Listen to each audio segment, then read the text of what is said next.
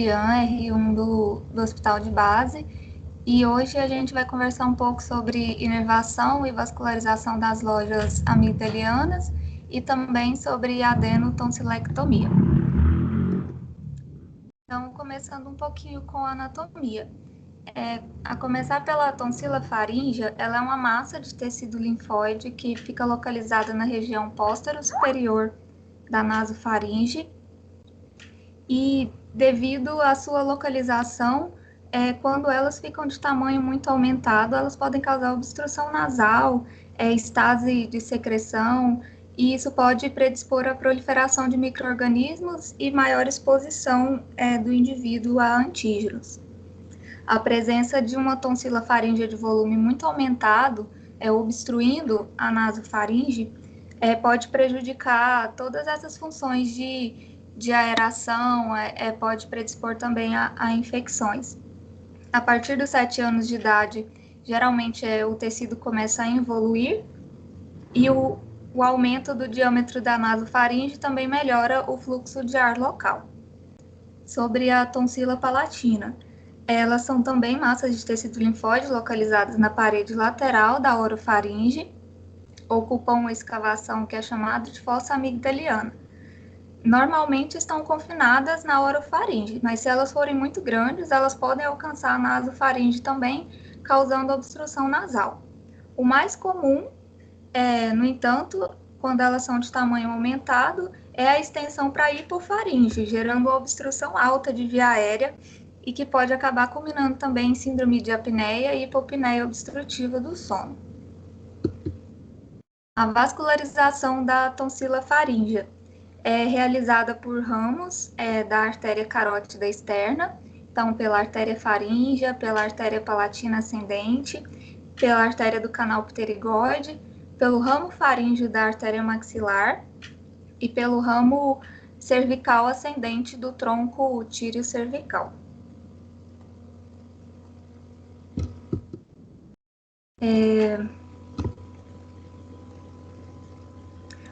A principal artéria que vai irrigar a tonsila, né, vai ser, igual eu falei, são os ramos da carótida externa. Principalmente o ramo da artéria palatina ascendente, que é ramo, e também o ramo da artéria facial. Elas penetram a amígdala pelo polo inferior e lateralmente a cápsula amigdaliana é separada do músculo constritor superior por tecido conectivo frouxo.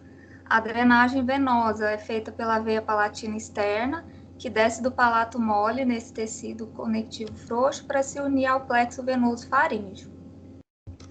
A inervação é realizada principalmente por ramos do nervo glossofaríngeo, que está aqui de verde, e também por ramos do nervo vago. Aqui a imagem da tonsila palatina, então vascularização principalmente pela artéria tonsilar, a inervação pelo nervo maxilar e também pelo nervo glossofaríngeo. Outro ponto que eu queria levantar aqui é que geralmente a causa de otalgia pós-amigdalectomia ou durante vigência de amigdalite se deve principalmente à passagem do ramo timpânico do glossofaríngeo muito próximo da região da amígdala. E outro ponto anatômico também que a gente sempre tem que lembrar é a proximidade da amígdala com a carótida interna, que a artéria carótida interna se situa a aproximadamente 2,5 cm atrás e lateral à tonsila palatina. Então, um ponto anatômico importante de se ter na cabeça, principalmente durante a cirurgia. Agora falando sobre a adenotonsilectomia, indicações, contraindicações e também um pouco sobre a técnica cirúrgica.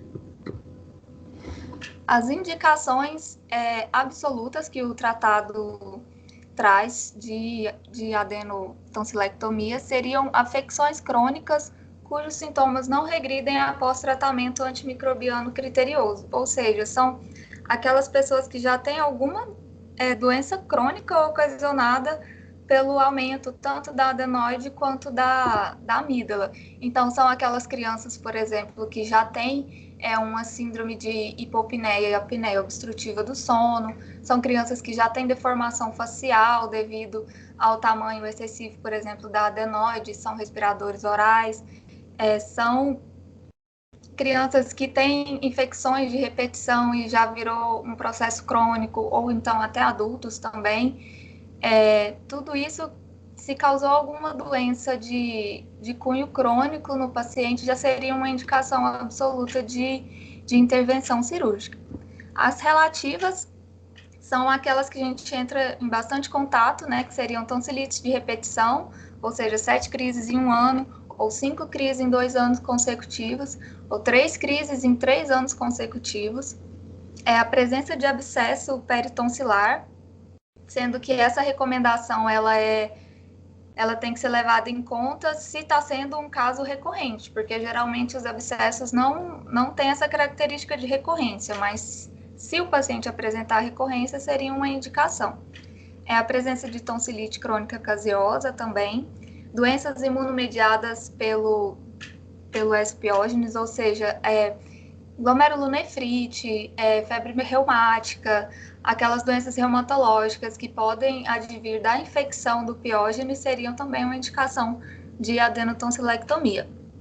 Complicações locorregionais, então, além do excesso de infecções, alguma afecção também de ouvido, igual a otalgia, né, que os pacientes podem referir por causa de infecções recorrentes, dor local muito intensa também, mas está principalmente atrelado a esses episódios de tonsilite de repetição. E também a má oclusão dental, seria uma outra indicação relativa. As contraindicações são principalmente aquelas relacionadas com a condição do paciente antes da cirurgia. Então, condições hematológicas, como anemias carenciais, paciente com anemia ferropriva, ou então o paciente com algum tipo de anemia congênita, as talassemias, as beta-talassemias, paciente com distúrbios da coagulação, tudo isso são contraindicações para aquele momento. Então, você resolvendo essa situação, paciente melhorando o estado basal dele, ele poderia realizar a cirurgia, se não for um risco para a vida dele, o ato cirúrgico. E também uma outra contraindicação é a fissura submucosa do véu palatino. Sobre as técnicas cirúrgicas, o perioperatório, né, geralmente sempre é com anestesia geral, tem que ser feita uma intubação com o tubo adequado e com balonete insuflado, porque o risco de extubação durante o processo é alto, então o tubo tem que estar do tamanho certo, tem que conferir também se o balonete está bem insuflado. No tratado traz que a administração de antieméticos e de dexametasona ali no período perioperatório, né, um pouco antes de começar a cirurgia, traz bons resultados para o paciente no pós-operatório, então seria também algo a ser considerado. E a antibiótico profilaxia, que também geralmente é feita uma dose de cefazolina no paciente ali no momento da indução anestésica. Sobre a adenoidectomia, a posição do paciente em decúbito dorsal, tem que se evitar uma hiperextensão cervical por causa do risco de lesão ali do véu palatino durante o processo de curetagem, então é do decúbito dorsal, extensão cervical, mas sem causar uma hiperextensão. Como que é o procedimento cirúrgico? É uma curetagem feito com a cureta de Beckman, que é essa aqui que está à esquerda, sob visão direta, então geralmente colocando o espelho, igual está mostrando aqui na imagem da direita. E o local é tentar sempre ir na região mediana da tonsila, evitar as laterais pelo risco de lesão, das estruturas laterais. Então, sempre preferir ir na direção medial. Outra técnica que o tratado traz, mas ele mesmo fala que é pouco disponível por causa do preço do equipamento, seria a telescopia com remoção com microdebridador. Então, você não usaria o espelhinho, né, para visualizar a adenoide, você veria com uma câmera e debridaria com um microdebridador, ao invés de usar a curetra. mas ele mesmo fala que essa técnica é pouco disponível. Da tonsilectomia, ou amigdalectomia, né, extracapsular, o tratado ele cita a técnica de Sluder, que seria a mais tradicional, mas ela não é mais tão usada atualmente por causa do risco para o paciente e por também já termos desenvolvido algumas técnicas que são mais efetivas. Aqui seria a remoção da tonsila com esse tonsilótomo de Sluder, mas atualmente a principal técnica é a dissecção extracapsular mesmo, auxiliada com eletrocautério. A via de acesso é transoral, colocando o afastador, né, para poder abrir a cavidade oral do paciente. A posição é em hiperextensão cervical de Rhodes, que é essa imagem aqui do meio.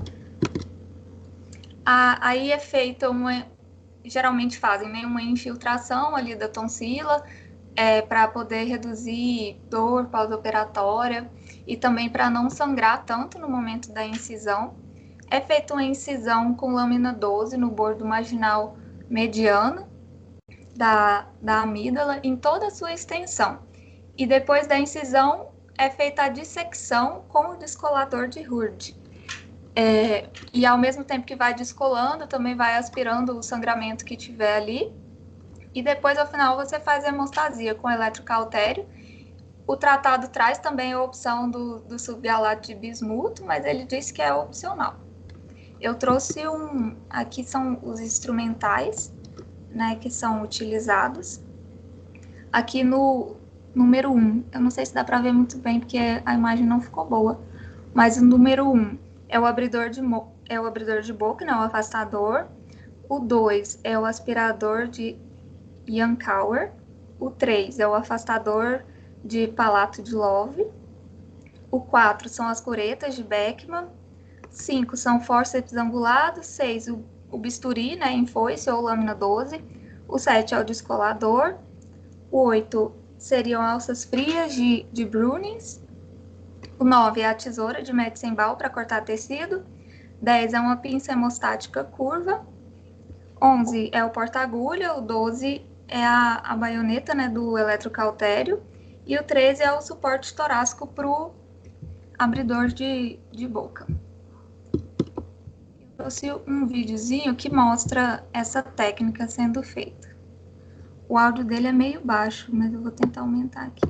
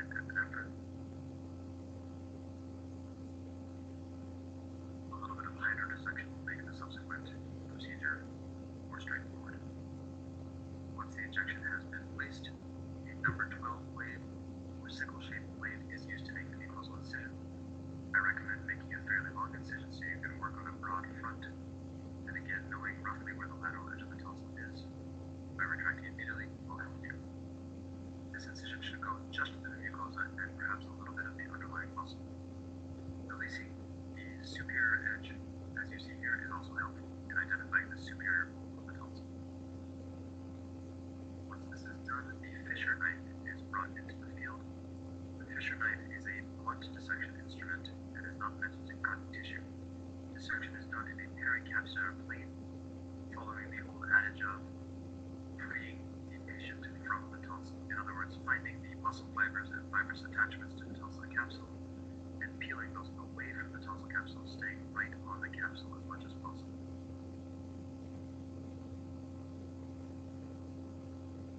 The fissure knife may be rotated in a variety of directions and angles to facilitate this dissection. You can see here that the tonsillar capsule is becoming quite apparent and that the surrounding fascial attachments connecting it to the pharyngeal constrictor muscle are easily peeling away from the capsule. This dissection is not surprisingly most easily done in young children and in patients who have not had a long history of recurrent pharyngitis or tonsillitis that might induce scarring in this area. The dissection is taken inferiorly until the tonsil is pedicled on the mucosa of the posterior pillar and on its inferior tonsillar. You can see how little bleeding there is despite this being done entirely with blunt dissection. It should be clear to the viewer that getting into the right plane is of critical importance. If you violate the pharyngeal constrictor muscle, then this dissection becomes much more difficult and much more blunt. Similarly, if you enter the tonsil capsule, the same is true. Once the tonsil is freed from the mucosal attachments and fascial attachments, its inferior pole vasculature is clamped, cut, and suture ligated. Alternatively, it can simply be transected with monopolar cautery or bipolar cautery. Here we see ligation with a micro tie.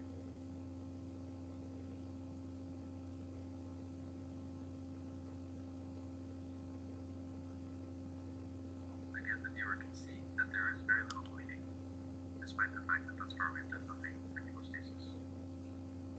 Once that inferior pole is controlled, then you can ensure hemostasis with a combination of Valsalva maneuver and gentle pressure with an afferent tonsil ball.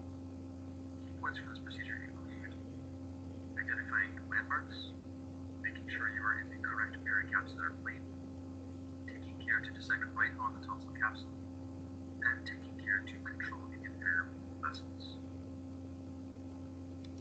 Certo, se alguém tiver aumentado o volume aí, pode baixar que agora já volta ao normal.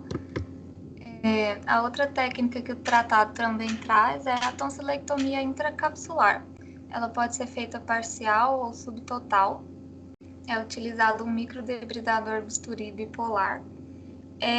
O tratado traz que em meta-análises mostraram que esse tipo de técnica causa menos dor pós-operatória. Só que ele mesmo complementa dizendo que não foi muito significativo o resultado dessas meta-análises, mesmo mostrando esse resultado. Tem que ponderar muito bem o risco-benefício, porque é uma técnica mais cara e também existe um risco de recidiva se ela é feita da forma parcial nos menores de 7 anos. Então, você deixa ali um pouco de tecido que depois pode voltar a proliferar novamente. Sobre as complicações, a principal é o sangramento, que pode ser tanto imediato, né, durante a cirurgia, ou tardio, então no pós-operatório. Dor, que é a principal complicação, né, e a principal queixa referida também pelos pacientes pós-cirurgia é a dor, então é importante conhecer e saber fazer uma boa analgesia para o paciente, porque se ele tiver com dor, o paciente não vai conseguir se alimentar direito, a recuperação vai ser muito mais difícil para ele. Então, a dor é uma complicação que tem que ser levada em conta, tem que ser pensada no pós-operatório do paciente. Hiperêmese também é uma complicação que pode acontecer, tanto que o tratado traz como possibilidade de fazer, né, o antiemético e também o corticoide antes, para tentar reduzir tanto a dor quanto a hiperêmese. E a desidratação hiponatrêmica seria uma complicação relacionada com a hiperêmese do paciente, né? Aquele paciente que vomita tanto que ele começa a ter desidratação, e como ele está sentindo dor, não consegue ingerir líquido direito, então são complicações que se não forem manejadas da forma correta, acaba virando uma bola de neve. Essas foram as referências que eu usei para a aula. Se alguém quiser falar alguma coisa, se quiserem complementar alguma coisa, pode falar, porque como sou eu que vou falar tudo hoje, né, eu vou acabar emendando tudo junto aqui. Pode seguir para o artigo? Então, Miriam, a única pausa aqui que poderia ter explorado um pouquinho mais a parte anatômica, né? Ah, sim. Antes de apresentar essas questões, né? Que é importante, principalmente para vocês, terem noção das relações, principalmente com a carótida, né?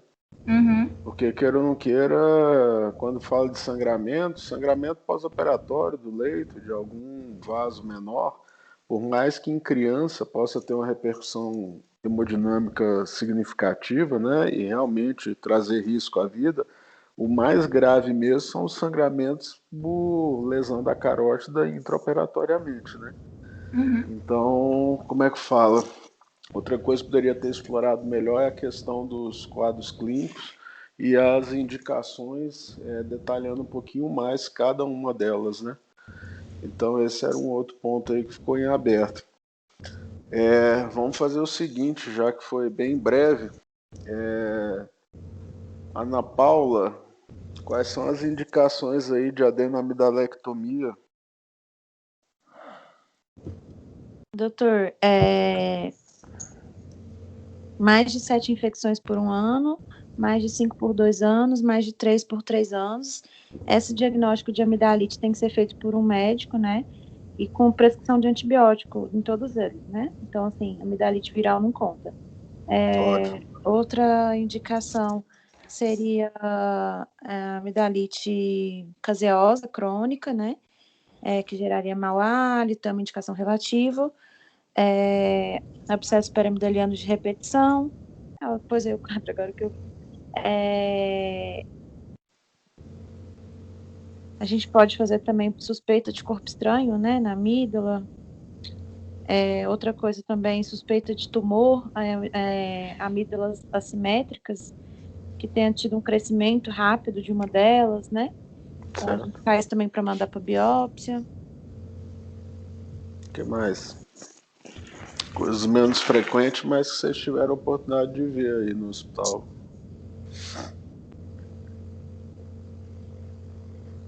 Sangramento espontâneo da amígdala, vocês viram? Espontâneo? Não, nunca vi, não. Nunca viu, não? É antes de vocês entrarem, o último caso. Lucas, viu? Não, espontâneo eu também nunca vi, não. Então foi antes de vocês entrarem, o último caso que teve. É Ou uma então, das situações a também. amígdala grande, né? Que causa apneia do sono também, no paciente que tenha... Essa é a que eu estava guardando, porque essa, na verdade, é a indicação que lidera, né, as cirurgias em crianças, né? Sim. É basicamente isso. Então, a maior parcela das crianças hoje são operadas muito por problema respiratório que impacta o sono, né? E do ponto de vista prático de idade, algum critério para você indicar essa cirurgia? Pode ser você mesmo, né? Não. A amidalectomia, não. Qualquer idade pode operar? Operaria uma criança com 1 ano, 2 anos? Operaria. Se fosse bem feita a indicação, né? Se fosse, por exemplo, apneia. Mas como é que você confronta, por exemplo, essa questão? O que seria a apneia na criança pequena que você indicaria cirurgia? O que ela tem que ter? Apneia em criança, se tiver em 1 hora, já é considerado, né? Grave isso, na polissonografia. Mas o que essa criança tem que ter de quadro clínico? Porque vocês têm que lembrar o seguinte, qual é o contexto que eu quero que vocês ponderem.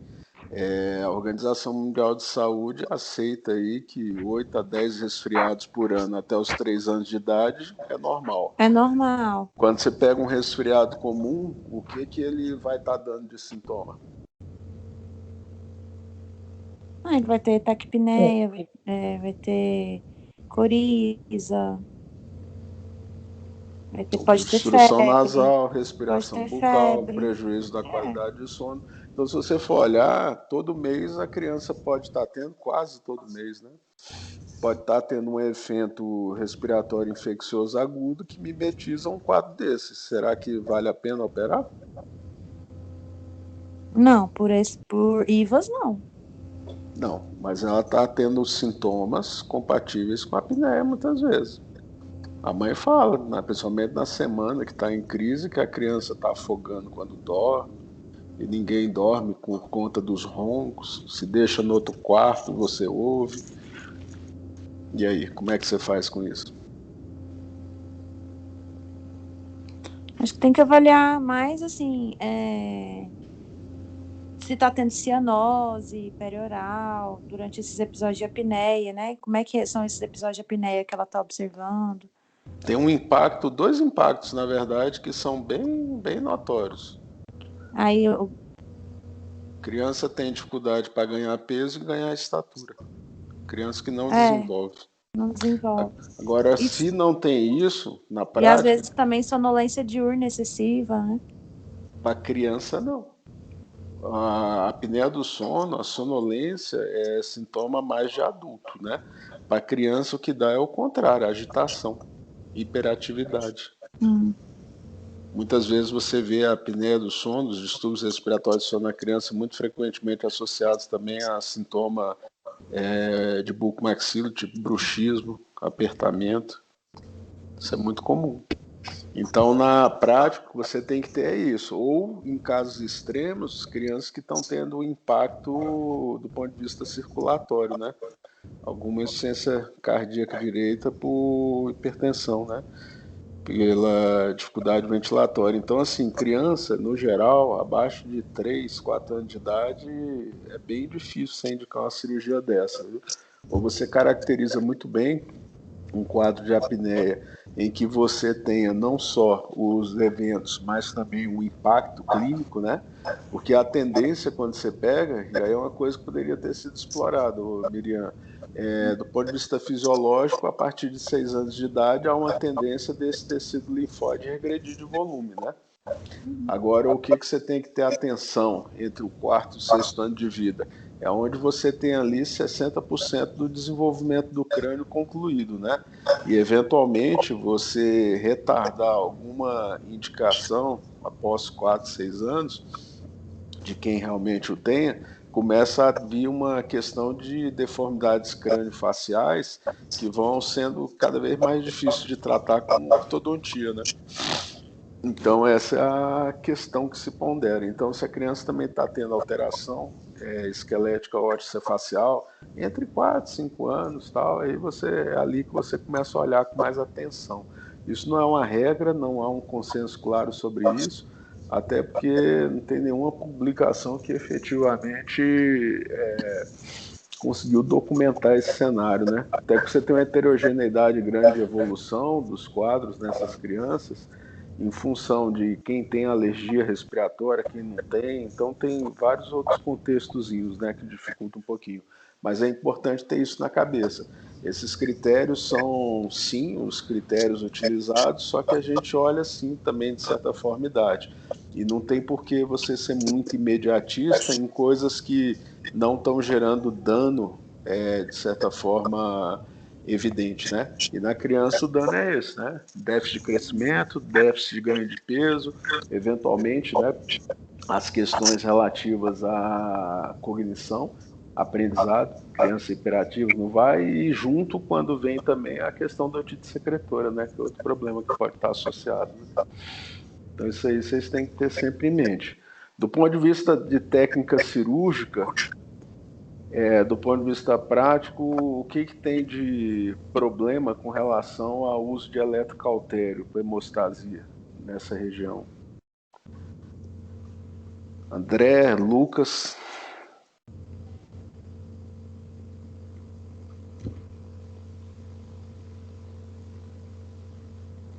Câmbio, doutor André Valente. Hoje você está com o áudio ligado.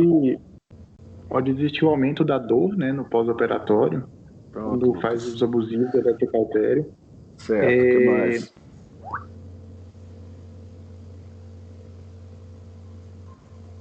Doutor, eu já ouvi dizer que pode favorecer os tratamentos no pós também, mas nunca vi pessoalmente. O que você tem, de certa forma, de questionamento são as publicações mais antigas, quando usava o eletrocautério monopolar, né? É a crosta desprender, né, da área que foi cauterizado o vaso, e você, de certa forma, ter mais sangramento tardio, com mais de uma semana de pós-operatório. Então, assim, se você for pensar no o bipolar, o que ele faz? Ele torna a lesão, né, diatérmica um pouco mais restrita, né? Em tese, se você pensar em termos de dor, seria útil e tal, mas na prática, se você for olhar, o grande, vamos dizer assim, trunfo que você tem na mão é fazer a sua dissecção realmente justa capsular.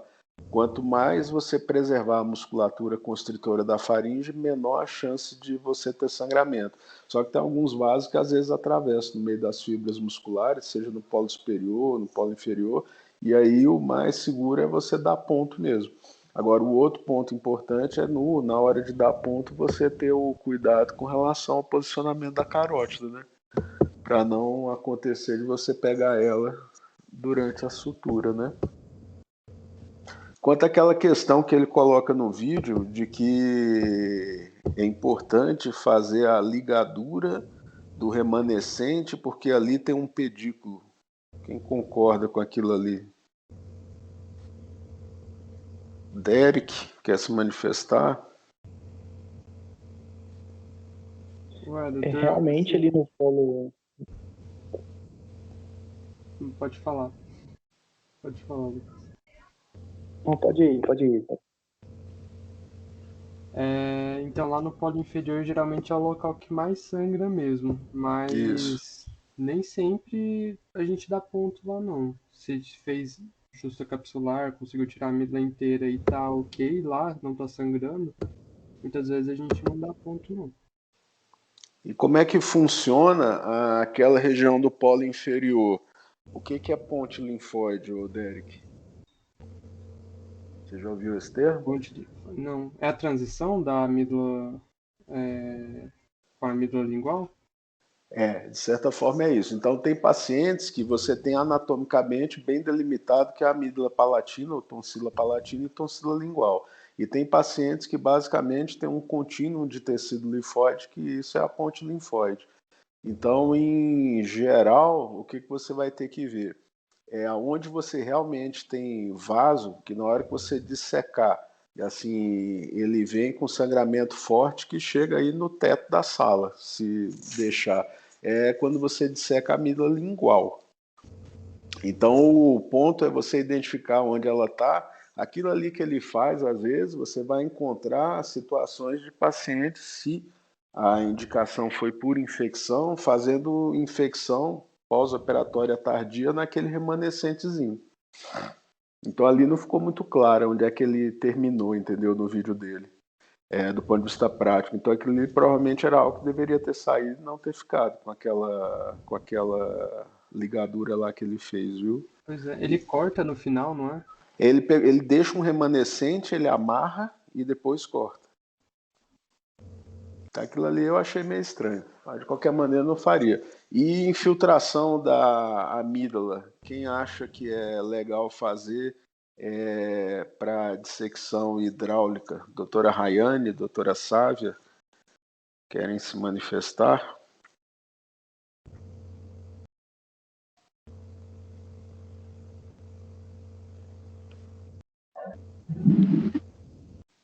Na dissecção eu não sei se ajuda tanto, mas a questão da dor no pós-operatório, eu vi alguns artigos que falavam que tinha melhora. Principalmente Sim, o útero tá caindo. O que seria um inconveniente, por exemplo, da questão do uso da dissecção hidráulica antes de você dissecar a amígdala? O que vocês imaginam? Acho que talvez você perde ali onde que você vai incisar, né? Porque vai ficar abalada aquela região e às vezes você perde um pouco a referência ali. Não sei, talvez isso. Na verdade, assim, se você for justa-capsular, nem tanto. O ruim na prática é a questão da vasoconstrição na loja e, eventualmente, te dificultando identificar pontos críticos de sangramento depois. Eu, particularmente, quando opero essas amígdalas, eu não faço nenhuma injeção antes de eu tirar. Para pós-operatório para dor, tem estudos que sugerem, só que esses estudos de dor, a Miriam vai apresentar um hoje, vocês vão ver como é difícil fazer isso, né? Mas, de certa forma, para Doutor, pós-operatório imediato, sim. Diga, pode falar. lá na Gamib a gente usava ropivacaína sem vaso, né? E na verdade facilitava, na minha opinião, tanto a visualização para fazer a incisão quanto a dissecção da amígdala. E você percebia a diferença nitidamente entre as crianças que acordavam quando a gente infiltrava e quando a gente não infiltrava.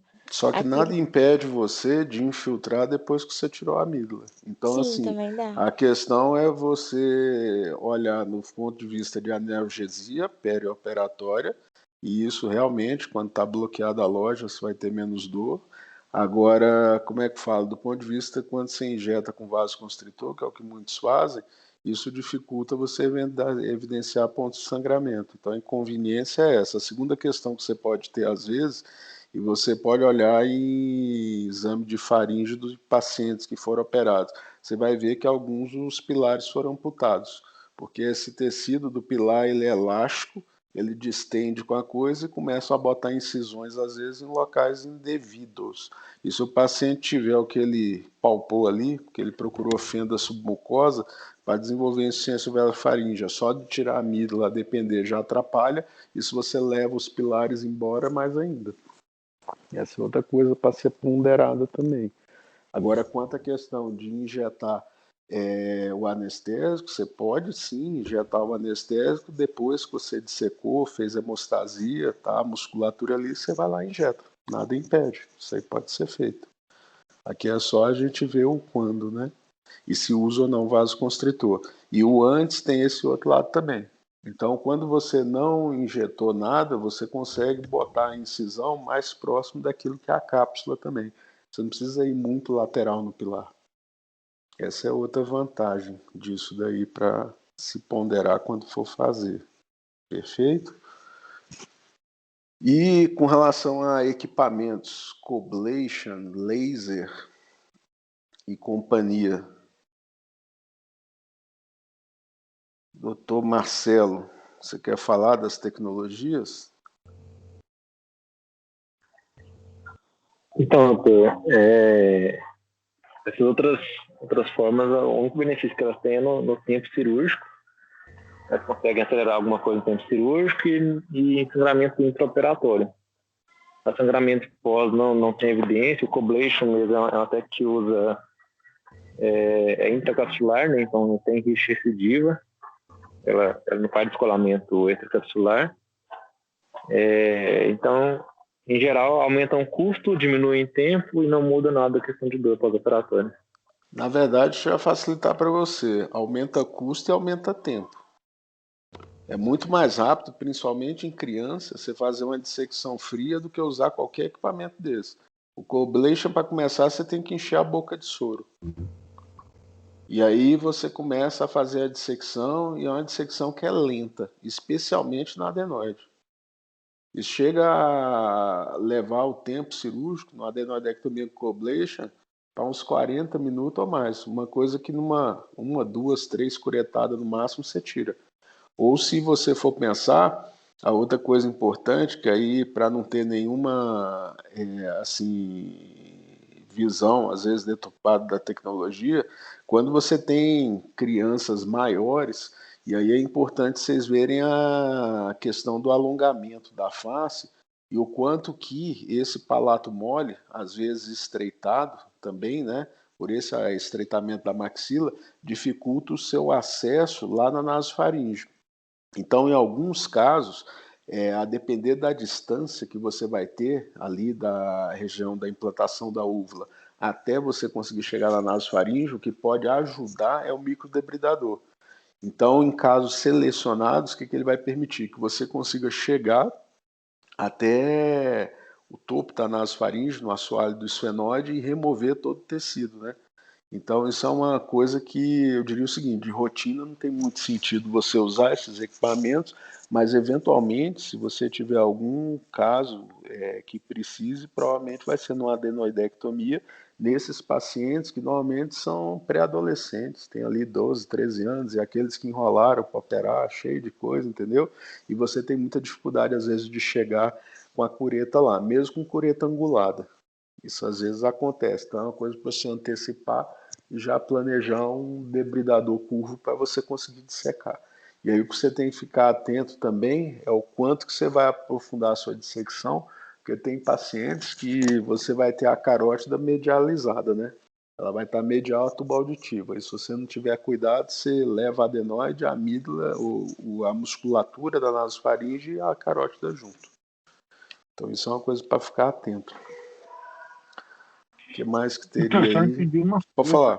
Por que você tem que encher a boca de soro no Coblation? Porque Cara, é da técnica dele, porque todas as vezes que eu vi descrição disso era isso. Você enche de soro a boca, aí você libera ali o polo superior e começa a ir dissecando. E vai comendo. Normalmente ele não vai direto no tecido, não. O laser é que não precisa disso, né? O laser, na verdade, é um cautério, né? Se você for ver, né? O laser só que um pouquinho, assim, mais caro, né? Fibra de laser ainda é barata, né? Hoje, com dólar do jeito que tá, provavelmente a fibra deve estar girando aí entre 8 a 12 mil reais uma fibra. E não tem sentido você encarecer nisso tudo na cirurgia.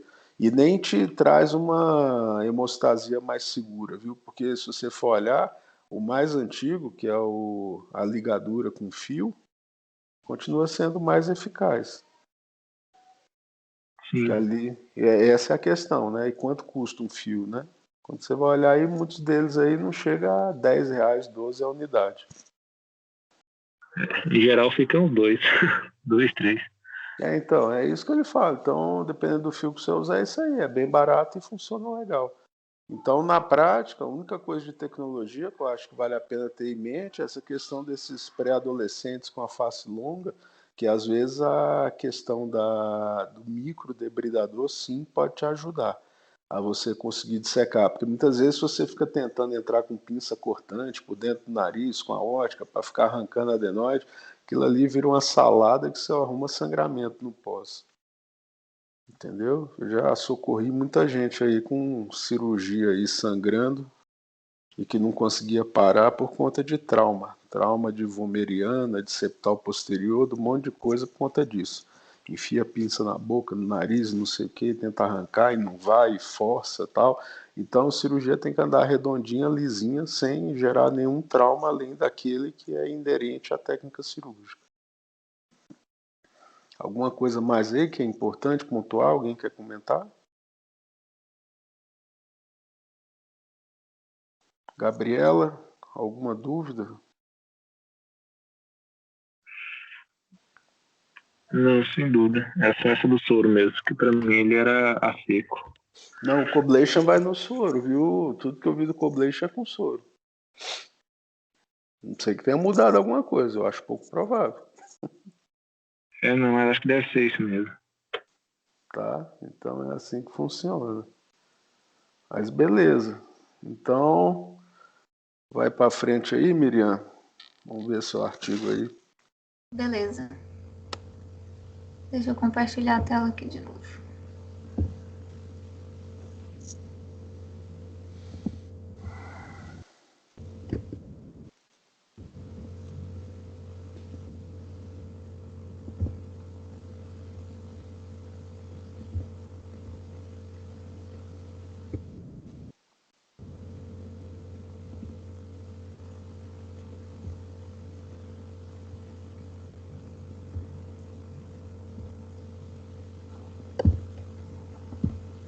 Tá no modo apresentação? Tá aparecendo, na verdade, o padrão aí de você editar. Pera, deixa eu ver onde eu tinha ido da última vez.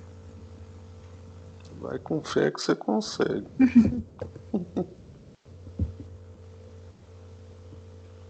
Ele não tá aparecendo.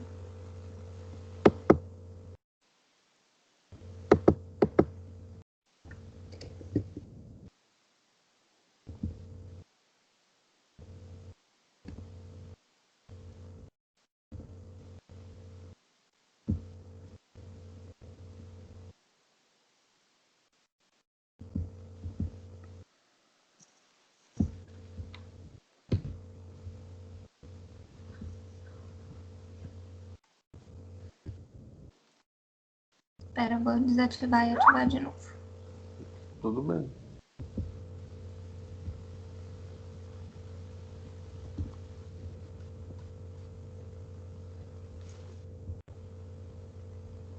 Eu entrei aqui no celular, doutor. Ah, conseguiu, André? Consegui, sim. Acho que é porque o microfone ele estava regulado de outra forma. Aí ele fala que eu tinha que entrar e sair da aula. Só que aí, como tá gravando a aula, aí eu achei melhor continuar no computador e entrar no celular. Não, beleza, então. Então prepara para você comentar o artigo. E o doutor Marcelo vai te ajudar, que ele é o nosso rei da meta-análise, né, Marcelo? Apareceu agora no modo apresentação? Apareceu sim, Miriam. Tá bom. Então, o artigo que eu vou apresentar é um artigo que foi publicado no Jornal Britânico de Anestesia. É uma revisão sistemática sobre o uso de analgésicos e dexametasona para manejo de dor pós-tonsilectomia em adultos. É uma meta-análise que foi publicada em 2019. E começa introduzindo que dor é a causa mais comum de contato pós-alta dos pacientes com seus médicos, né, após uma tonsilectomia. Os autores também ressaltam que a dor no adulto muitas vezes é mais intensa do que a dor na criança e que não existem tantos estudos específicos para a dor no adulto, como tem algumas meta-análises em dor na criança, né? Então, essa foi uma das motivações para eles poderem fazer o estudo. E também eles ressaltam que, atualmente, o uso combinado de analgésicos é o padrão de tratamento de dor pós-operatória. A metodologia deles, eles buscaram artigos nos bancos de dados, né, PubMed, Medline, na Cochrane, e os critérios de inclusão que eles usaram eles dividiram em 4 categorias. Em tipos de estudos, eles escolheram só estudos duplos cegos, placebo controlados, randomizados, do uso de analgésicos sistêmicos para pós-operatório de tonsilectomia em adultos ou adolescentes.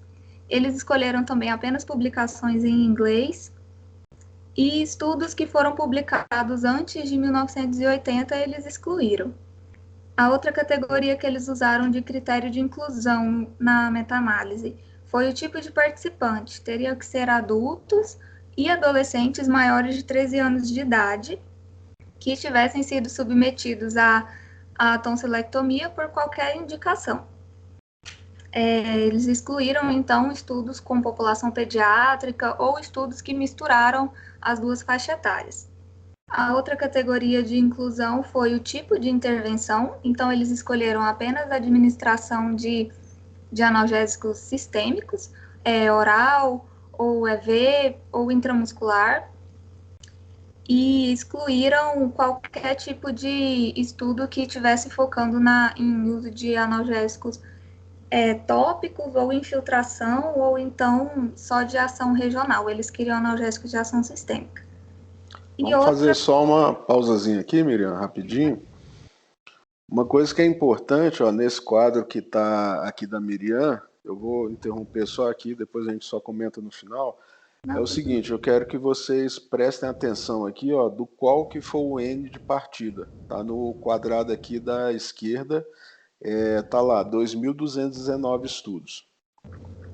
A Miriam está apontando aí. Aí eles pegaram, dentro dos critérios de inclusão, eles vieram para baixo e reduziu pela metade, por quê? Duplicidade. Caiu para 1.228. Como usou mais de uma ferramenta de busca, eventualmente deram de cara com estudos semelhantes também. E aí sobrou para eles lá 1.242, o quadrinho de baixo, né, dos abstracts, né? E aí, quando você olha para o lado, 1.161 já foram excluídos, né, por vários motivos. Ou não era randomizado, controlado, duplo cego, ou, como é que fala, não era em adultos, aí vão ter os critérios. Mas eu posso garantir para vocês aqui que basicamente agora ó, eles encontram aqui os que preenchiam os critérios de elegibilidade, 81, não foi isso? Uhum. Aí o que acontece desses 81, eles depuram, e aí que tinha a questão do que eles concluíram que tinha uma qualidade razoável, 1/3 dos 81 quase, né? Um pouco menos, né? 29. Isso. E aí, de repente, na hora que eles vão olhar, na hora que eles pegam o texto completo e leem, só sobra 13. Então, se vocês forem ver aqui, praticamente quase 6 vezes menos, né? Uhum. Então, o que é importante vocês olharem nisso daqui?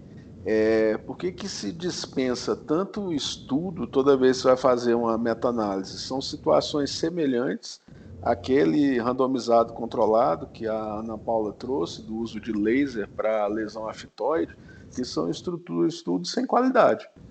Então, em todo o processo de elaboração do estudo, você tem falhas. Você tem falhas na randomização, tem falhas na alocação, você tem falhas na questão do mascaramento e, basicamente, aquilo que eu fui tentando mostrar para vocês naquele estudo, se vocês se recordarem, que boa parte das coisas não foram descritas como foram feitas e outra, as tabelas, quando botou os dois grupos de comparação, um monte de dado foi omitido e dados que provavelmente mostrariam o enviesamento na distribuição dos participantes nos grupos. Você teria ali diferenças de idade, diferenças de características que são relevantes para dar o resultado torto. E a outra coisa, vocês viram ali um exemplo de estatística extremamente significante, um P menor que 0,01, só que usando um teste estatístico errado, ou seja, não adianta nada. Então ele tinha um estudo cuja variável dele o resultado era médias, e ao invés dele usar um teste estatístico para comparar médias, ele basicamente usou um teste para comparar proporções, ou seja, uma coisa não tem nada a ver com a outra. E do ponto de vista prático, na hora que você vai manejar o software de estatística, tanto faz se você está... o software que você estiver trabalhando, os dados que você colocar lá, o número que você jogar, vai sair uma conta. Então a questão é essa, qualquer número que você jogar, vai sair uma conta. Então cabe sim a quem está operando saber, né, o que você vai usar como metodologia. Esse daqui da meta-análise vai ser bem legal, quero que vocês prestem bem atenção aí na apresentação dela, que vai ter muita coisa interessante para discutir. Pode ir aí, Miriam. Tá. Então, dos resultados que eles encontraram, né? Esses 29 estudos que acabaram entrando na meta-análise, mas depois eles explicam aqui, né, que apenas 3 que foram realmente, que entraram na estatística da revisão sistemática, representaram 1.816 pacientes que preencheram os critérios de inclusão. 2 desses estudos investigaram o uso de paracetamol como analgésico para tratar a dor pós-cirurgia. 9 estudos investigaram anti-inflamatórios não esteroidais.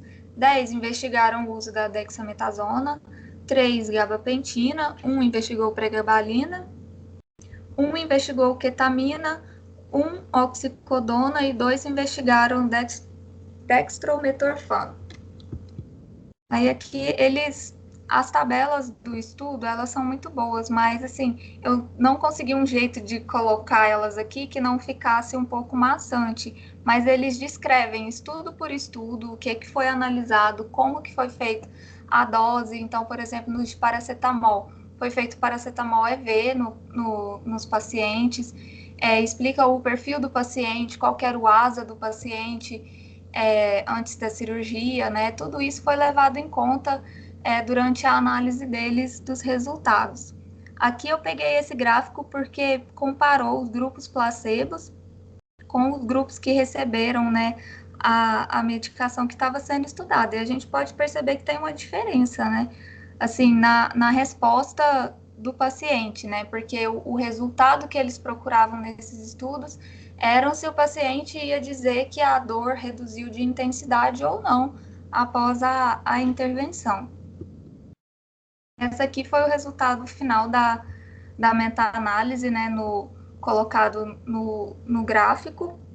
A gente pode perceber, eu dei destaque a algumas situações para a gente aqui, para a nossa realidade, que são importantes.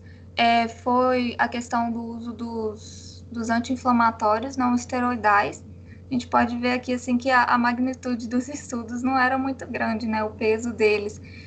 No final, acabou não sendo estatisticamente significante o uso isolado dos anti-inflamatórios, mas uma coisa que os autores ressaltam bastante é a dificuldade do estudo com esses anti-inflamatórios, porque eles falam que eles tinham uma heterogeneidade muito grande, né? Porque usavam anti-inflamatórios diferentes, em doses diferentes, alguns usavam combinados, então eles tiveram um pouco de dificuldade na análise por causa disso. A questão da dexametasona aqui mostrou que realmente é uma intervenção que trouxe resultado estatisticamente significativo nos estudos que eles analisaram. Então, o uso da dexametasona, tanto em dose única, quanto em subdoses, né, doses feitas depois, ao longo do pós-operatório, mostraram redução de intensidade da dor desses pacientes. E o resultado final da meta-análise que eles encontraram, embora eles mesmos afirmem, né, que teve uma heterogeneidade muito grande entre os estudos, é que a analgesia adequada, principalmente quando ela é feita combinada, tem realmente um efeito clínico positivo no paciente. Ele refere redução da intensidade da dor, que é o que o estudo estava buscando investigar, né? Se o uso desses analgésicos realmente trariam o uso e como usar esses analgésicos para tentar reduzir a intensidade da dor nos pacientes. A discussão que eles trazem, o principal achado que eles criticam, né, é a ausência de dados nessa área, principalmente na questão da dor nos adultos pós-tonsilectomia e curta duração do segmento dos estudos. Então, eles falam que a maioria dos estudos acompanharam os pacientes só por 1 ou 2 dias de pós-operatório, quando, na verdade, vários pacientes acabam que referem, por exemplo, 1 semana de dor, ou às vezes mais de 2 semanas de dor. Então, foi uma crítica que eles fizeram a esse segmento curto, não deu muito bem para analisar como o paciente realmente ficava em casa, né? O pós-operatório em casa do paciente. Sobre os anti-inflamatórios, o que os estudos mostraram que o paracetamol EV reduziu a intensidade da dor e necessidade de usar opioides após 24 horas da cirurgia. Aqui eu faço até uma ressalva, né, que como o estudo só usou artigos publicados em inglês e até por ter sido também publicado numa revista europeia e ter sido feito por pesquisadores europeus, a gente não teve aqui a análise da dipirona, né, que eles não têm o costume de usar nem nos Estados Unidos, nem na Europa, eles não usam, na verdade, dipirona. Então, o próximo analgésico escalonado que eles tinham depois de, por exemplo, anti-inflamatórios ou paracetamol seria opioide. Então, quando eles encontram isso que reduziu a necessidade de uso de opioide, eles consideram um resultado muito positivo, né? Porque os efeitos colaterais de opioides e também o risco de dependência é um problema que eles acabam enfrentando bastante por lá. O cetoprofeno EV não reduziu a intensidade da dor em 24 horas, quando usado de forma isolada. Os outros estudos com anti-inflamatórios, foi aquilo que eu falei, grande heterogeneidade, impossibilitou uma análise mais aprofundada de qual anti-inflamatório seria mais eficaz ou qual combinação funcionaria mais. Outra coisa que eles descobriram é que os ANES administrados no dia da cirurgia reduziram a intensidade da dor 2, 3 dias após a cirurgia. Quando usados de forma isolada, eles não forneceram analgesia adequada. O celecoxib pós-operatório não apresentou efeito significativo para reduzir a intensidade da dor. E da dexametasona, né, que uma dose única intraoperatória reduziu a dor em 4 horas, um dos estudos mostrou, e múltiplas doses o efeito durou além do primeiro dia de pós-operatório. Então, eles trazem a ressalva, né, de que a dexametasona pode ser usada dose única ou múltiplas doses. levando em conta os possíveis efeitos colaterais de múltiplas doses, dependendo do perfil do paciente, né? Que aqui a gente está falando de adultos, então pacientes hipertensos, diabéticos, eles ponderam essa questão do uso do corticoide em múltiplas doses. As limitações que eles mesmos apontam da meta-análise é que os estudos eram curtos, né? Então o segmento não foi um segmento prolongado para poder avaliar realmente o bem-estar do paciente quando ele volta para casa. Os estudos se limitavam um pouco no período que o paciente fez a cirurgia, o dia seguinte e depois que recebeu alta. Heterogeneidade no tempo dos estudos, né? Que é essa questão, alguns analisaram um dia, outros analisaram 2, outros analisaram 3 dias. Eles pontuam que a questão de ter sido apenas estudos em inglês pode ter sido uma limitação do estudo, mas eles falam que quando analisam a estatística, isso não influenciou tanto assim no resultado da meta-análise. Eles concluem, então, dizendo que essa meta-análise confirmou o benefício analgésico do paracetamol, dos anti-inflamatórios, da dexametasona, dos gabapentinoides no dia da cirurgia. Apontou também que a dexametasona em múltiplas doses tem efeito analgésico que dura mais de 24 horas, mas tem que sempre levar em consideração o risco e benefício de usar essa medicação dessa forma. Eles colocam a gabapentina e a pregabalina como analgésicos adjuvantes, como forma de complementar a analgesia do paciente. A ketamina não mostrou efeito no uso intraoperatório, nem na evolução do paciente. O curto segmento, né, e heterogeneidade clínica dos estudos limita a aplicabilidade dos achados da meta-análise. Eles até colocam uma sugestão que seria importante os estudos avaliarem, porque os resultados dos estudos buscavam só redução de intensidade da dor. Os autores aqui, eles colocam que talvez destrinchar um pouco melhor o que seria essa intensidade da dor seria benéfico. Por exemplo, eles queriam estudos que mostrassem, por exemplo, redução da dor para engolir, específico para engolir, sabe? Eles falaram que isso seria uma coisa importante de analisar no pós-operatório de um paciente, porque isso influencia na dieta, influencia na qualidade de vida do paciente. Então, foi uma crítica que eles fizeram aos estudos que eles encontraram, que os estudos foram muito genéricos, só usando intensidade da dor, ao invés de destrinchar um pouco melhor qual tipo de dor que foi melhorada com o uso dos analgésicos. E, por fim, eles terminam com os analgésicos ou dexametasona usados de forma isolada não fornecem um efeito analgésico adequado. Fornecem a analgesia, mas não da forma que o paciente precisa. E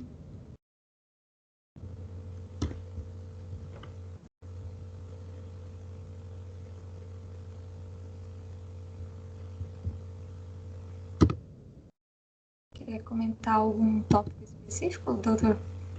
Aqui tem um monte de coisa para ver. Uhum. Ô, Marcelo, você quer começar dando uma geral nesse quadro aqui do Forest Plot? Podemos, doutor. Deixa eu só aumentar minha tela aqui. Você quer colocar a sua tela e a imagem do Forest ou quer que a Miriam coloque e aí você vai comentando? Pode manter na dela. Tá bom. Então, beleza. Então vai. Então eu quero que você primeiro me explique dados gerais do Forest Plot. O que ele está falando na coluna da esquerda, o que significa ali experimental, controle, basicamente as diferenças, o que significa aqui a linha central. É esse global que eu quero que você comece mostrando. Certo. Então, o gráfico, a tabela toda traz aí mais à esquerda o nome dos artigos, né, que foram feitos, traz dados do grupo experimental, que por ser a coluna mais esquerda, o lado esquerdo da linha mediana seria também o experimental, e o grupo mais à direita, que seria também no próprio gráfico à direita da linha mediana, o grupo controle. nesses vários dados que ele já traz dados de intervalo de confiança, o valor de P, da significância de cada artigo isolado, e lá mais embaixo ele traz o resumo de todos os dados de todos os artigos juntos. Olhando diretamente na linha vertical do nosso gráfico, a linha mediana que a gente tem, ela separa o efeito do não efeito e o dado aleatório, né? Tendendo para cada um dos lados, do controle ao estudo. O risco transversal que a gente enxerga para cada estudo tem um risco desse, eu não esqueci o nome dele agora, ele tem correlação direta com o intervalo de confiança dos trabalhos, o peso que o trabalho tem. Quanto maior o intervalo de confiança, quanto melhor o trabalho, menor é esse risco transversal. Por consequência, os trabalhos que têm uma amostra pior, que tem um intervalo de confiança pior, vão ter traços bem largos, transversais bem largos. Nesse gráfico, eu não consegui encontrar aquela pecinha quadrada que fica no meio do traço, que representava o peso do estudo em comparação aos outros estudos. Mas, em geral, quanto maior o quadradinho que fica no meio desse traço transversal, maior o peso em comparação aos outros estudos, quanto menor o tracinho, o quadradinho, menor o peso do resultado daquele estudo. Vamos fazer uma pausa aqui, Marcelo. A observação sua foi excelente. Aonde que está o dado do peso do estudo? Eu não encontrei. Ele está aqui, ó. Ele tá. Volta lá a tabela, Miriam, por favor. Aonde você olhar aqui em cima, que tem experimental, controle, mean difference, e logo ao lado esquerdo de mean difference tem aqui o weight. E aqui tem a percentagem de peso de cada estudo. Então, nesse forest plot, ó, a Miriam mostrando aí, ó, ele terminou fazendo a representação do que seria o quadrado, que estaria aqui sobreposto à linha, nessa coluna aqui, o weight. Então, você tem aqui o peso de cada um dos estudos da meta-análise. Viu aí, Marcelo? Ele fez uma representação um pouquinho diferente. Acho que é até mais fácil, numérico. Então... É uma alternativa, né? Porque na prática, quando você joga no gráfico do Forest Plot, conforme o tamanho do quadrado em cima da linha, fica assim, de certa forma, você começa a ver de cara qual estudo que pesou mais, né? Aqui você tem que ir na coisa, mas são opções de representação legítimas, todas as duas. Sim. Manda ver. O objetivo nosso, olhando cada estudo em si, é ter estudos que têm esse traço transversal pequeno com um quadrado central maior. A gente tem também a representação do estudo, né, esse diamante negro que fica próximo à linha, que é a conclusão do estudo em comparação ao efeito ou não efeito do tratamento proposto, do grupo experimental ou controle. Esse diamante não pode tocar a linha mediana, a linha do zero. Ele tem que ficar sempre afastado dela. Se tocou o tratamento ou não tratamento, não surtiu efeito. Se foi para o lado do grupo controle, surtiu efeito. Se foi para o lado se foi para o lado do grupo experimental, surtiu efeito. E para o lado contrário, efeito inverso, né, o esperado. E uma questão, Marcelo, aqui no paracetamol, é bom você ver que cada grupo está representado pelo medicamento. Você vê que o primeiro é o paracetamol, seguido aqui dos anti-inflamatórios, aí depois a dexametasona, depois gabapentinoides, aí vem os agonistas, NMDA, e aí por último os opioides. E a Miriam falou ainda agora que o paracetamol teve um efeito na redução do uso de opioides e tal, e aqui o gráfico está mostrando que não. E aí? Deixa eu ver tudo opioides.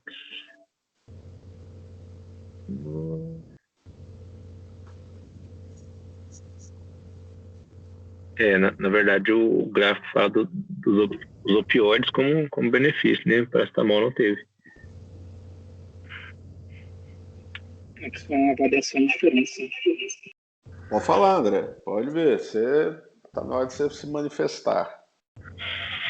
Essa avaliação inicial aí do gráfico é do uso da medicação versus um placebo, né? Obviamente que se a pessoa reclamar de uma dor maior, no estudo eles vão usar outra escala ou outra droga para aquela medicação. Né? Sim. Vamos fazer um negócio aqui. Basicamente seria o seguinte, olha só aqui o importante. O Marcelo deu uma geral aí para vocês com relação ao gráfico. Deixa eu fazer agora um pouquinho diferente.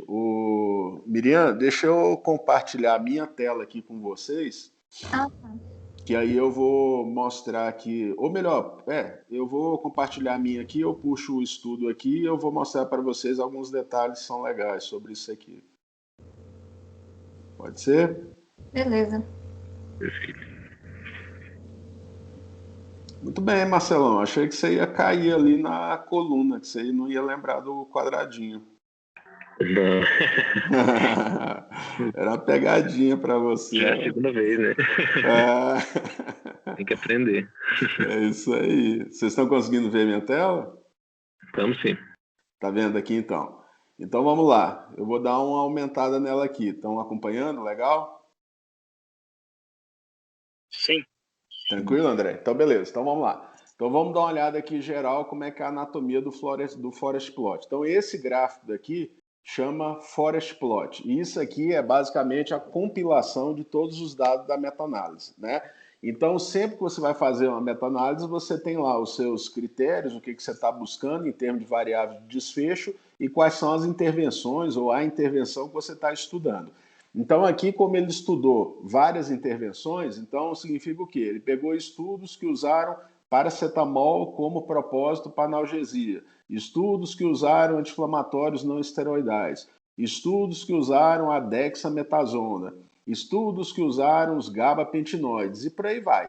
Então, cada um dos estudos estão listados nessa coluna aqui, tá certo? E onde tem aqui estudos e subgrupo. E cada um desses itens que ele dividiu, está aqui o autor do estudo, a data de publicação, tá certo? E aí, basicamente, ele vem com os detalhes aqui que são importantes. Então, toda vez que você vai agrupar estudos, o que vocês imaginam? Qual que é a utilidade disso daqui, André? Por que você agrupa estudos para comparar resultado entre eles? Para você testar com outros estudos se a resposta é favorável ou contrária à intervenção. Tá certa a sua resposta? Pode falar, Marcelo. Aumentar a amostra. Pronto, exatamente isso. Então, quando você começa a olhar, é uma maneira de você tentar aumentar a sua amostra, aumentar a representatividade da amostra, tá certo? E outra, você tem que lembrar que você tem dois tipos de erros, né? Toda vez que você faz estudos. Tem um chamado erro aleatório, que é que seus achados tenham sido frutos do acaso, e por incrível que pareça, você achou achados errados, não porque você errou no método, e tem os chamados erros sistemáticos, porque você errou na hora de fazer o estudo, e você não reconheceu problemas ali que enviesaram a sua conclusão. Então você tem as duas coisas aqui. E na prática, o que você faz? Quando você pega indivíduos que usaram a mesma metodologia para testar a intervenção, vamos dizer que no caso paracetamol, eles pegaram a mesma dose, com o mesmo intervalo de administração, mesmo período de tempo, com uma população com a mesma característica tal, aí sim você consegue o que o André e o Marcelo acabaram de falar, que é estudar melhor efeito e ampliar a amostra. Essa é a ideia. Agora, para que isso ocorra, você não pode ter um índice de heterogeneidade, está vendo aqui, ó, heterogeneity, onde eu botei a seta em cima, que seja muito significativo. Então, no geral, essa heterogeneidade ela termina tendo duas características. Uma é qualitativa, outra é quantitativa. O que é qualitativo? Os estudos mostraram efeitos muito diferentes. E a quantitativa é o quê? Estudos mostraram intensidade de efeitos diferentes. Então, quando você tem amostras maiores e amostras menores, a tendência, na medida em que o efeito é aquele, ele sim vai ter diferenças. E essas diferenças vão estar o quê? A amostra maior vai ter maior precisão de mostrar o real alcance. O que nós estamos vendo hoje com relação à vacina para a Covid?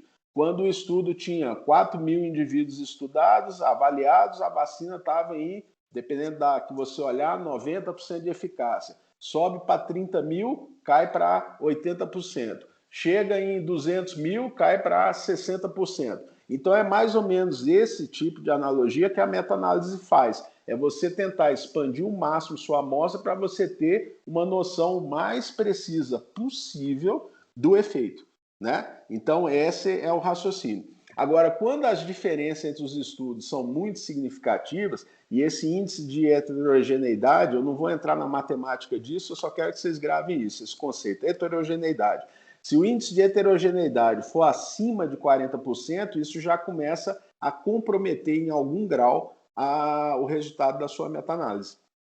É considerado por alguns autores aceitável entre 40% e 60%, e é consenso entre a maioria dos autores que acima de 60% de heterogeneidade, a conta que vier da meta-análise não é confiável. Esse é um dado que é importante. Já já eu vou mostrar onde é que isso aqui está no global para vocês. Então, de certa forma, você tem aqui o estudo, você tem a intervenção, aí aqui tem a população de cada estudo, né? Então, se a gente for olhar aqui, ó, basicamente, nesse estudo do ATEF e FAUAS aqui, o grupo de intervenção 38 indivíduos, o grupo controle 38 indivíduos, aí deu uma média aqui de 4 para o experimental, 4,5, isso foi considerado estatisticamente significativo, o intervalo de confiança aqui ficou relativamente grande, na verdade. Então, assim, mas com limitações, né? E o que acontece aqui? Essa é a representação gráfica do estudo, essa linha. E na medida em que os dois aqui vão tocar nesse eixo central, o diamante, que é a representação do quê? Aqui nessa direção, a questão do intervalo de confiança, que seria essa linha daqui. E essa altura dele aqui é o tamanho do efeito, entendeu? Então aqui, de certa forma, essa é a representação do chamado diamante aqui. Nesse eixo aqui, vertical, tamanho do efeito. Nesse eixo daqui, basicamente, o grau de confiabilidade. Um diamante que nem esse daqui de baixo, para vocês já compararem aqui, dos antagonistas aqui, olha o tamanho do intervalo de confiança disso daqui. Esse é um tipo de uma representação de que, assim, a probabilidade da onde realmente está o efeito é numa área muito grande. Quanto maior o intervalo de confiança que você encontra, é menor a probabilidade de você estar certo naquilo que você está encontrando. Quando você pega aqui, ó, os gabapentinoides, vocês têm dúvida que a analgesia que isso aqui provê é boa? Olha o tamaninho do diamante aqui, ó.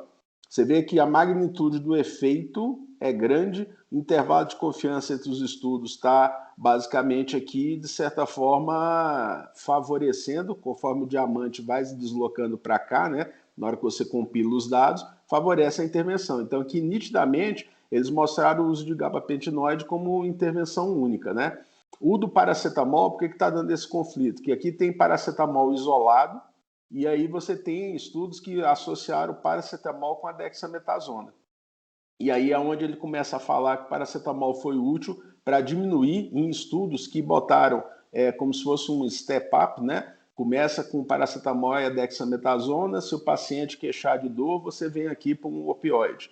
Então, nos estudos que fizeram isso, reduziu a frequência de uso de opioides no grupo intervenção quando você associou o paracetamol com a dexametasona. Aqueles que estavam só o paracetamol, eles terminaram demandando mais opioides. Então, essa é a diferença que ele cita lá no texto. Mas quando você usa ele como monoterapia, tá aí óbvio que não funciona legal.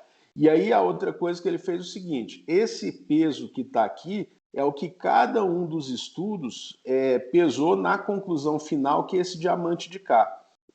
Então aqui, ó, como o Marcelo mesmo falou, tudo que tiver longe desse eixo central, deslocado para a esquerda, quanto mais deslocado para a esquerda, maior a magnitude do efeito, perfeito? Tocou no eixo central, não tem efeito. E deslocou para a direita, aí é que esquece o tratamento, que ele não tem utilidade mesmo, tá certo? Então, quando você pega droga por droga, aí você vai ver que no final, o peso de cada estudo somado, obviamente, vai dar esse 100% aqui.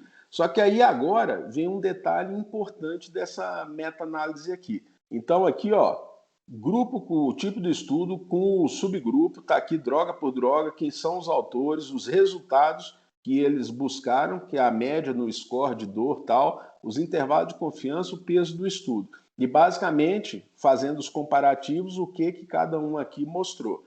Então a gente vê que paracetamol não teve efeito muito bom isolado, os anti-inflamatórios não esteroidais isolados também o resultado foi ruim, a Dexa aqui foi sempre associada a alguma coisa, foi positivo. Esses aqui isoladamente funcionam legais, gabapentinoides e os opioides. E aqui a ideia desse agrupamento, desse comparativo assim, de certa forma compilado, significa o quê? Que associar medicações em perioperatório de adenotocilectomia, sim, é algo funcional. Só que aí você vê um detalhe aqui que é importante, isso tudo está discutido no texto. Quem quiser ler vai entender isso aqui bem legal. Essa meta-análise, aí é a pergunta que eu faço para vocês, quando eu mostrar aqui, ó, que a heterogeneidade é medida por esse índice aqui chamado I² ou I2, né? Então, quando você olha aqui, ó, a heterogeneidade aqui geral do trabalho foi de 94%. Só acabei de falar para você que o padrão ideal, e está aqui, ó, altamente significativo, porque essa daqui de subgrupos de 40%, você vê que não foi estatisticamente significativa. Então, qual a real utilidade dessa meta-análise quando você vê uma heterogeneidade, que eu já dei o número para você, que deveria estar abaixo de 40%, em 94%. Essa aí para você primeiro, Marcelo. Qual que é a utilidade desse estudo?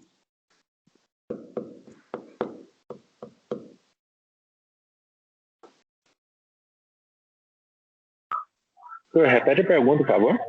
Aqui é o seguinte, eu mostrei para vocês que uma coisa fundamental que a meta-análise vai mostrar é isso aqui, ó, o grau de heterogeneidade, tá? Então, se eu tenho uma heterogeneidade que está em 94%, e é consenso na literatura que o ideal é abaixo de 40%, e que o aceitável, a depender de autor, pode até oscilar entre 40% e 60%, né? Então, mas o ideal abaixo de 40%. A heterogeneidade foi 94%. Qual que é a real utilidade desse estudo daqui? Não, isso aí nenhuma, né? Não, tem uma utilidade sim. Aí eu quero que vocês comecem a entender isso. Se você me falar que nenhuma, significa o quê? Esse estudo não sustenta o uso das associações de droga, eu posso concordar com você. Deixa eu ver. Não estou conseguindo ver outra utilidade, né? Em comparação a essa informação. Vamos fazer uma pergunta aqui inicial. Quem acredita que uma das limitações que ele colocou, podem até responder aqui no chat, ó. Quem acredita que uma das limitações que ele colocou, que foi o pequeno follow-up dos pacientes, né? Dentro do escopo das drogas que ele pesquisou, realmente é algo significativo? Vão respondendo aqui no chat.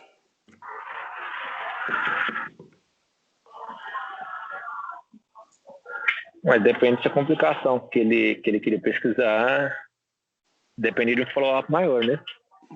Como era o caso de dor mais aguda, acho que talvez não importasse tanto. Tá todo mundo concordando com o autor? Gabriela sim, André sim, Ana Virgínia sim? Eu acho que... Pode falar, meu. Assim, o título do artigo da meta-análise pareceu que ele queria assim, vamos avaliar o efeito da dexametasona. Beleza. Aí ele selecionou alguns artigos que variam bastante em qual medicação ele quer usar, né? Alguns usam paracetamol, outros árnico, enfim, foi isso que foi apresentado. Só que não ficou bem explicado se todos usaram dexametasona antes ou associado com essas outras drogas, né? Então, assim, não quer dizer que a meta-análise não ajuda em nada. Não, ela ajuda a entender que sim, se você associar medicações, vai ajudar a analgesia, né? A gente sabe que o opioide é um analgésico muito mais potente Então a gente espera que ele realmente melhore mais a dor do que o não paracetamol, por exemplo, que foi o que foi visto Então, mas você do consegue, diamante por lá. exemplo, É, ver só que que essa meta-análise sustenta esse seu raciocínio?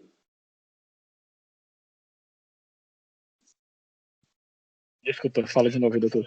Você consegue enxergar com esses dados desse forest plot, ele sustentando o seu raciocínio? Porque o que você tem que ver aqui, ó, ele tem um índice de heterogeneidade que basicamente detona e acaba a meta-análise dele. E se eu mostrar para você, ó, o autor aqui, ó, na hora que você pega aqui no resuminho dele, ó, vamos botar aqui em cima para vocês acompanharem comigo e ler. Aqui no abstract, deixa eu ver onde é que está. Olha a conclusão dele aqui, ó. Uso de analgésicos isolados e dexametasona provê apenas um efeito fraco a moderado para dor pós-tonsilectomia no dia da cirurgia. E que o uso, né, combinado ou multimodal de analgésico é uma estratégia recomendada. O follow-up curto, né? Follow-up times in clinical. O follow-up curto em termos de tempo e a heterogeneidade dos estudos limitou a utilidade desse resultado. Então o autor está falando isso, André. Você continua achando que ele está sustentando seu raciocínio, mesmo ele falando que não?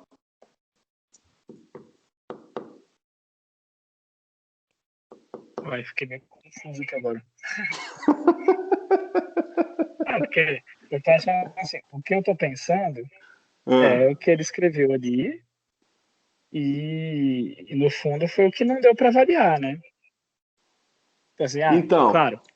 Olha que interessante isso, é isso aqui que eu quero. Ó. E o restante aqui, todo mundo se esquivou de responder, né? Só o André, a Gabriela, a Ana Virgínia, o Marcelo e o André estão aqui dando a cara a tapa. E cadê o resto?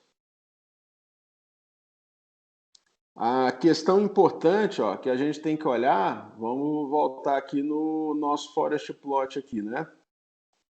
Então, mesmo que você não domine muito o assunto, ou você, como é que fala, na medida em que você tem a noção de alguns detalhezinhos, você já tem noção de qual a utilidade daquilo. Então, número 1, quando você pega aqui, o que seria a falha do autor? Se ele não aplicasse a técnica correta para elaborar uma meta-análise. Concordam comigo? Isso aí seria uma falha dele.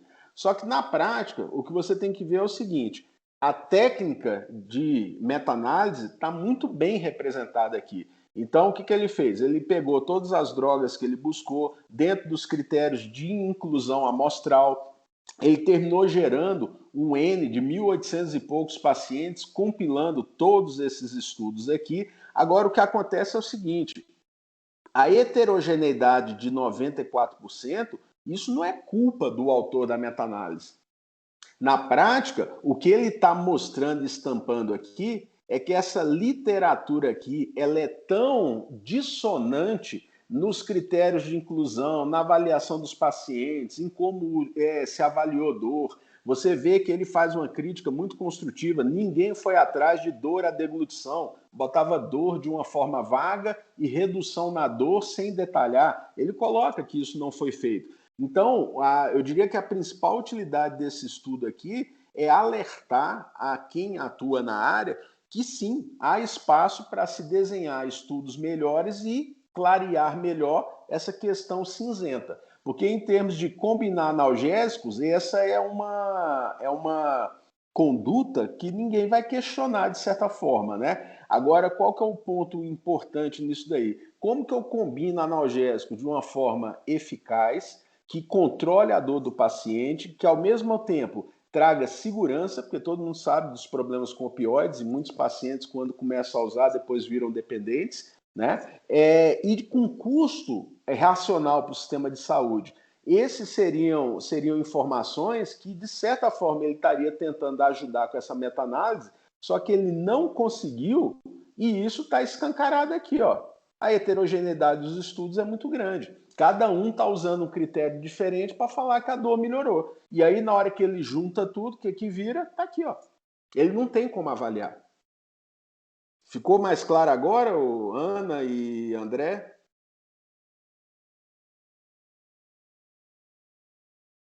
Sim, eu Agora respondi. eu concordei com a conclusão. Oi? Pode falar, Marcelo. Agora eu consegui enxergar a conclusão que eu queria. Então, o que vocês têm que começar a olhar é que, no final das contas, por exemplo, o que é problema metodológico, o que é problema das fontes de informação que vocês têm em mãos. Então, o autor do estudo, ele pegou a técnica de meta-análise e aplicou ela corretamente. Não é culpa dele se, na hora que ele vai juntar os estudos para o tema, basicamente nenhum estudo ali é de grande qualidade.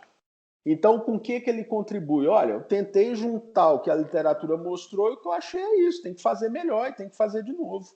Esse aqui seria um recado bem contundente que ele deu de uma forma mais elegante ali, falando, os estudos são heterogêneos, não avaliou efetivamente a dor na hora que você deglute. Aí ele vai listando todas as coisinhas, né? Então, na prática aqui, esse tipo de meta-análise tem uma contribuição científica muito significativa, que não é exatamente o que o André queria, ou o próprio Marcelo, né? Ou vocês todos, quando lessem aquilo ali, mas no final das contas ele mostra o seguinte, está em aberto, tem que procurar. E quanto à questão do tempo de avaliação, você tem um outro detalhezinho aí. Qual a probabilidade de paciente usar medicação venosa em casa? Bem baixo, né? Só quem tem home care. E aí vocês têm que pensar no seguinte, se eu estou com um determinado estudo, e nessa questão, para você ter a chamada validade interna, se a minha intervenção é venosa de cabo a rabo.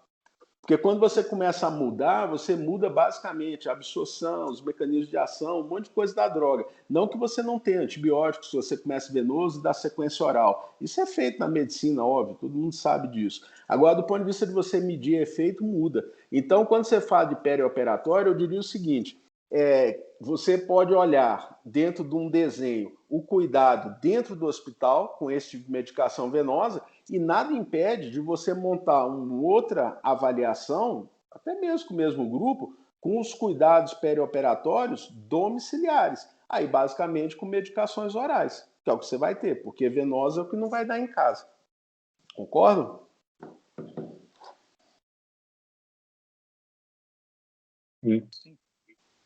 Sim, né? Então, entenderam isso? Então, assim, é uma limitação em parte porque ele queria um panorama mais amplo, né? De todo aquele período ali, da primeira semana, 10 dias ou 2 semanas. Ele gostaria de ter achado isso. E ele só achou ali de, no máximo, 48 horas, né? Então, nesse sentido, faz sim sentido o que ele coloca ali. Mas, do ponto de vista de operacionalização, você pode sim decompor. Uma coisa é o que eu estou fazendo dentro do hospital e a outra coisa é o que eu vou estar fazendo dentro de casa. E eu posso sim buscar qual a melhor associação para dentro do hospital, como qual a melhor associação para casa. Nada impede. Então, só para ter esse raciocínio. E a grande contribuição dele, frisando nisso daqui, foi o quê? Foi mostrar que as publicações são tão heterogêneas que não dá para ele concluir nada, infelizmente. A não ser isso, né? Que faltam dados. Tranquilo com isso? Ana Virgínia? Gabriela, eu vi que entendeu.